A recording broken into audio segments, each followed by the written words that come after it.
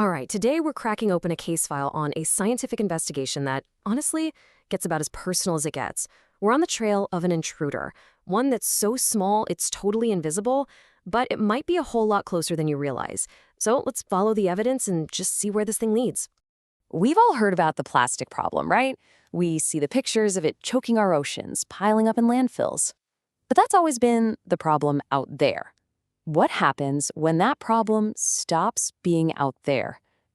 What if the evidence is starting to show it's already in here?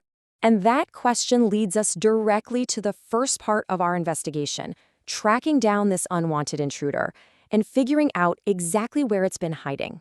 You see, for years, scientists have been tracking these tiny particles all over the environment. So the next question was, well, it was as logical as it was a little bit terrifying. If this stuff is everywhere in the world around us, has it somehow managed to get inside the human body? Well, the answer is a shocking and very definite yes. The sheer number of places they've been found is, honestly, it's startling. We're talking about these particles being found circulating in our blood. They've been detected deep in our lungs and lower airways. They've even been found in the placenta, a biological barrier that's supposed to protect a developing fetus. It's become crystal clear that this intruder has breached some of our body's most well-guarded spaces. So, okay, we have confirmed sightings.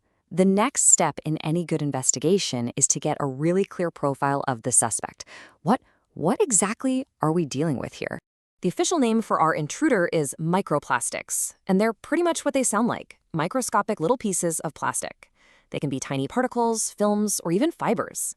Basically, they're the tiny, fragmented ghosts of the massive plastic world we've built all around us. And when we say microscopic, we really mean it. The official classification is any particle with a diameter of less than 5 millimeters. To put that in perspective for you, that's smaller than a single sesame seed.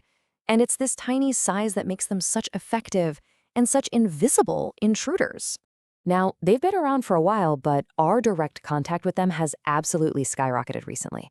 A lot of new research points to the massive, and I mean massive, increase in the use of disposable masks during the pandemic as a major new way we're getting exposed, dramatically upping our daily contact with these fibers. So, now that our suspect has been identified and located, the investigation moves into its most critical phase, examining the body of evidence to figure out the actual risk.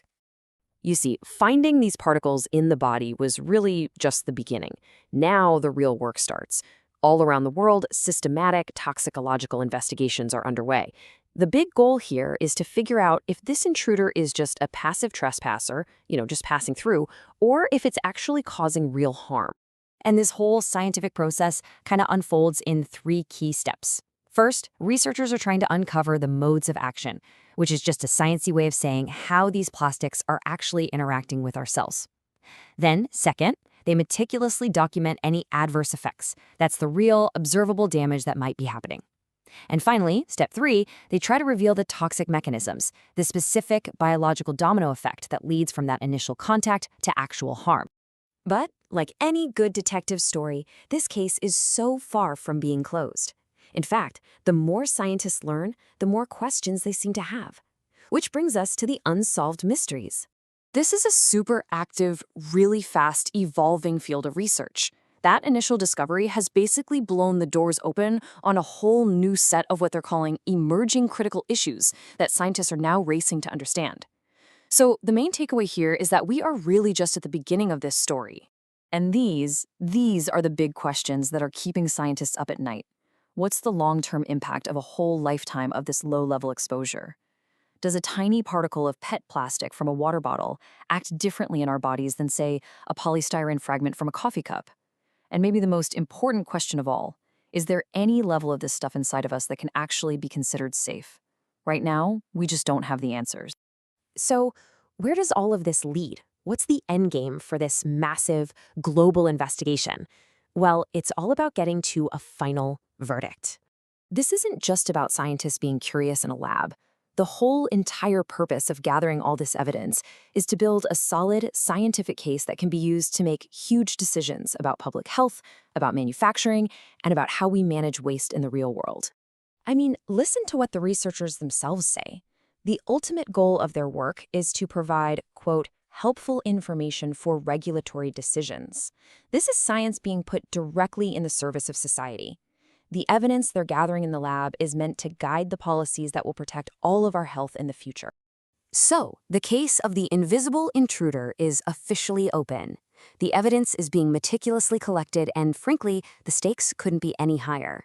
The question that's left for all of us is this: when all the facts are finally in, what is that final verdict going to mean for the future of human health?